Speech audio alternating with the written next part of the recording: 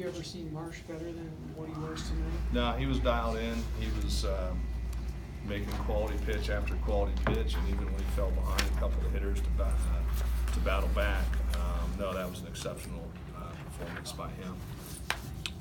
He kind of had a tough outing last week. What was the big difference tonight? We were behind a lot of counts, and that was one of the things that we just stressed coming into this. They may hit it, they may knock it around, they may do whatever, but we're not going to be behind the count. We're going to attack the strike zone and make them do it rather than put them in very hittable counts. So I think that was the biggest adjustment, is just trusting the stuff. Hitting is a really, really tough thing to do, and but it would make it easier if you get behind an account, because you then become predictable. I just thought he did a really good job of getting ahead of people and staying ahead, and then eventually putting them away. His energy, he was like fist pumping and running all around the entire night. What went into that?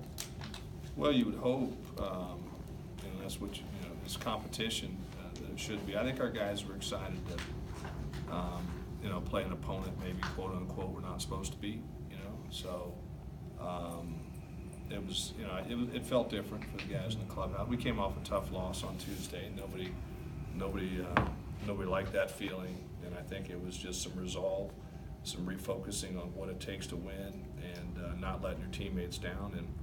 But he's an upperclassman. That's what upperclassmen are supposed to do. They're supposed to lead, and I think he put the team on his back tonight and pitched us to a Friday night win. I know you don't like to talk about the 100-pitch thing that a lot of people, but were you kind of surprised that he was pumping 95, 96 in the ninth inning? No, because he works at it. I mean, his mechanics are sound.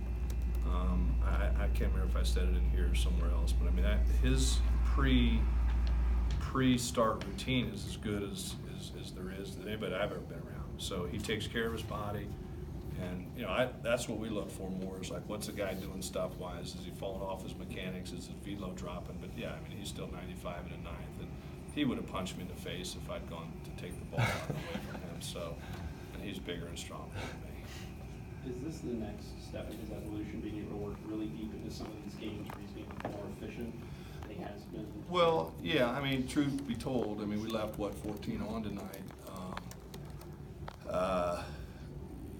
In a perfect world, you get him out of there with a 5-6 run lead or something. We just didn't get that big hit to stretch it out. But more importantly, I'm gonna keep it to tonight, because we don't want to do that all the time with him. But it was important to get a win. It was important to keep us in position to control our own destiny within the conference. And as I said, he was not showing any signs of fatigue or whatsoever. But in a perfect world, we'd stretch that out and maybe hand the ball to somebody else. But that wasn't going to happen tonight. When a team's struggling like you guys were after a couple games, how can a game like tonight or a start like his kind of maybe be the difference? Or? Well, I think it's, I'm big on, I don't want to say this because it's kind of what we said to the team the other night, and it's going to play into kind of our approach for tomorrow. I keep referring to, and you all saw it, you all wrote about it probably too, one of the worst things I've ever seen on a baseball field on Tuesday. You got to wipe that clean. That was horrible. That was like at this end of the spectrum. Tonight, his performance, that's at this end of the spectrum, fantastic. But it really doesn't matter. We got to put that away, and now Boyd Vanderkoy has to be just as solid tomorrow, because that's a really good baseball team over there. So I think you got to have a short memory, whether you win or whether you lose, and get focused on the challenge at hand, which is the next game. And but from a teaching standpoint or from a learning standpoint, we've got a lot of young pitchers in that dugout. For them to see that type of performance, I think that certainly has benefit for sure. Tracy, how have you kind of seen his stuff evolve as the season progressed? Tonight, his slider was a real weapon for him. He's been able to throw multiple pitches. The thing with him is when he struggles a little bit, it's hard to say a guy's struggling when he's doing as well, but when he's been off a little, he's been behind. And I think his focus tonight was, I don't care what happens, I'm going to get ahead. And then when I get ahead, then I can open the bank with my repertoire of pitches. And when you're throwing 95, 96 miles an hour and being able to drop your off speed in there when you want, makes it pretty tough on somebody. He picked that guy off, and like by a lot. Yeah.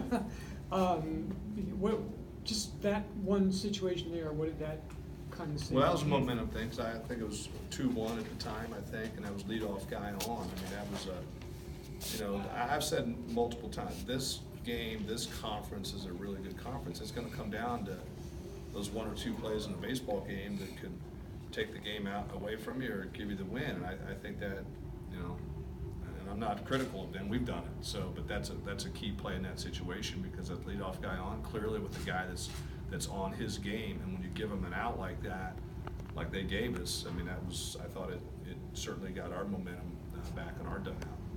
You guys were facing a pitcher tonight who kind of looks like he has a deceptive fastball and good off-speed stuff, and yet it seemed like you're really making like solid contact in a lot of the at-bats. Yeah, you know, and yes, we thought we were going to move the baseball tonight. We felt really confident in that. I'll give him credit, man. I mean, he stranded a lot of runners. He made good pitches, big pitches when he needed to.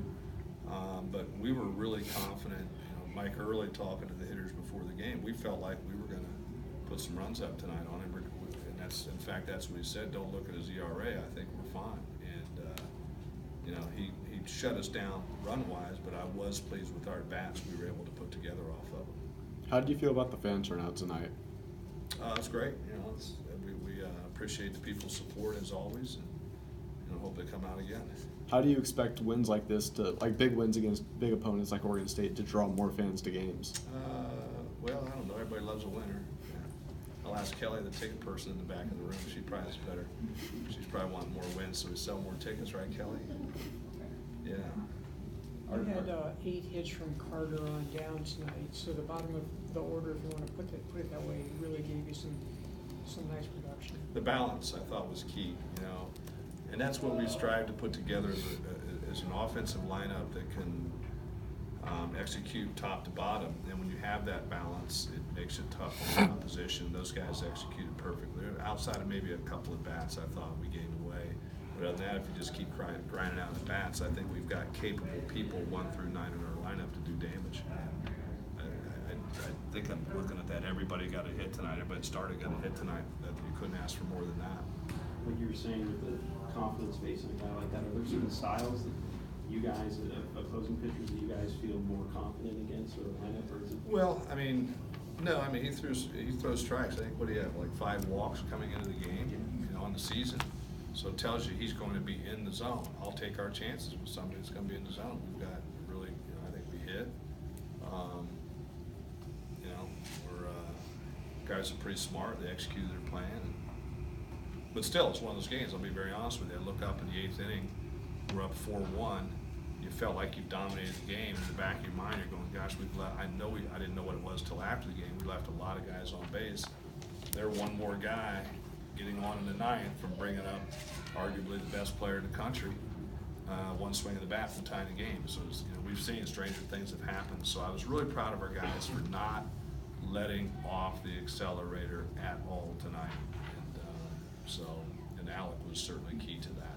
Something like that, some of those like margin of error things where that gets smaller when you play good teams that aren't going to give up some of those. Absolutely, runs. yeah, I mean, absolutely, and that's why you got to make every. You know, we made a couple mistakes tonight, which we'll address, but you got to minimize those things, because it's going to be something that's minute at that. Jeff brought up the pickoff. I thought that was huge.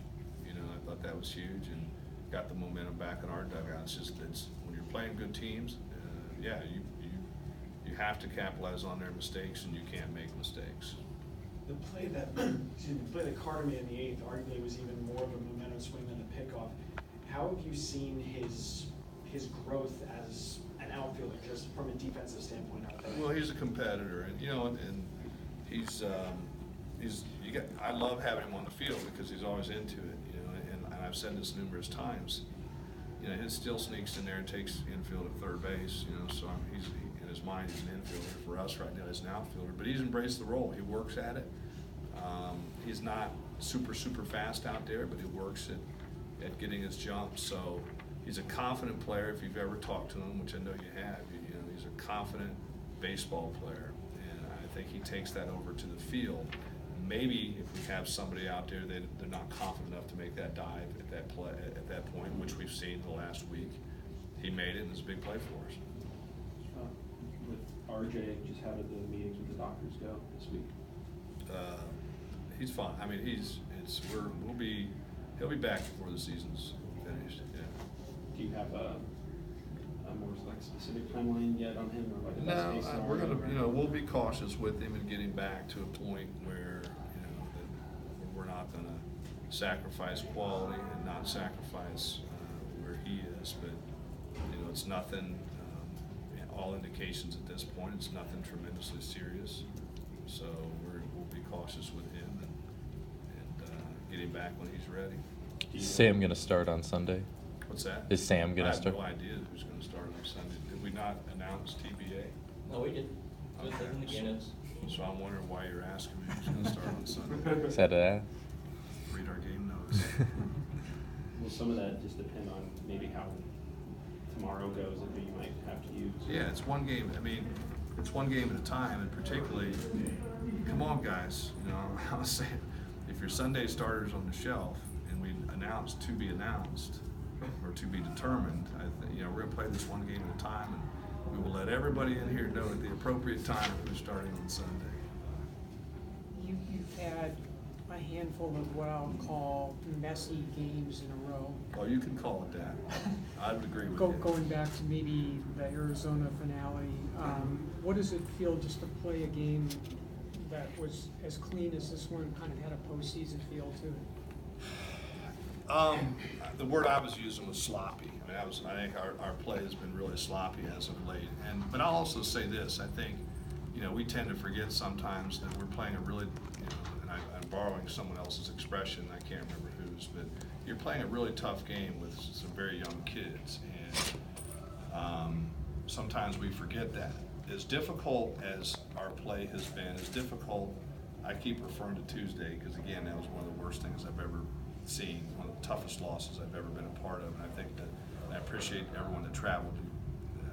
And you remember my demeanor afterwards. I said, it's really hard to talk about it because it was so bad you can't talk about it. But through those times, you'll almost take it if it kind of like punches you in the mouth a little bit and gets you to refocus, because that was the word we used. We don't lose, or we don't play that way if we're focused. And we were kind of shooting the warning signs, I think, the last few, that we didn't deserve, quite frankly, to win the Sunday game against Arizona.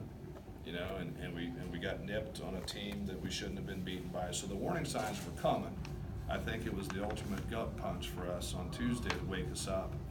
And if that's what it takes to get us to be, unfortunately for us, it happened midweek. If that's what it took to get us to focus and understand how important that is, to be focused every pitch of every game as we get into arguably the toughest part of our schedule with the best opponents coming up, you know what, I'll take it. And so that was the focus of our preparation, our mindset, everything we talked about was, okay, as bad as that is, we're still in really good shape here. So let's use this as a learning experience, and that's what we're here to do, is teach these guys and get them better. So I was proud of the way they responded to that, and I think they showed some maturity on that. To get that message across, do you just like bring them together when you all get back together yesterday, or was it? Well, I mean, yeah, we talked about it, and that was a big emphasis, because our whole thing was, if you could replay that inning again, and you said you had a do-over, I bet you wouldn't let that happen. So what's the difference? The difference is, right here. So fortunately for us, we've got really, really good leaders in that locker room. Really confident kids. That wasn't going to define who we are, and that wasn't even my message. Those guys were very confident coming off that. Very disappointed, but very confident. And I think it was, something that we probably needed to get us to refocus and get our heads right and understand what it takes to compete at a high level consistently if we want to be where we want to be. Thanks, good. Thank you. Thank you.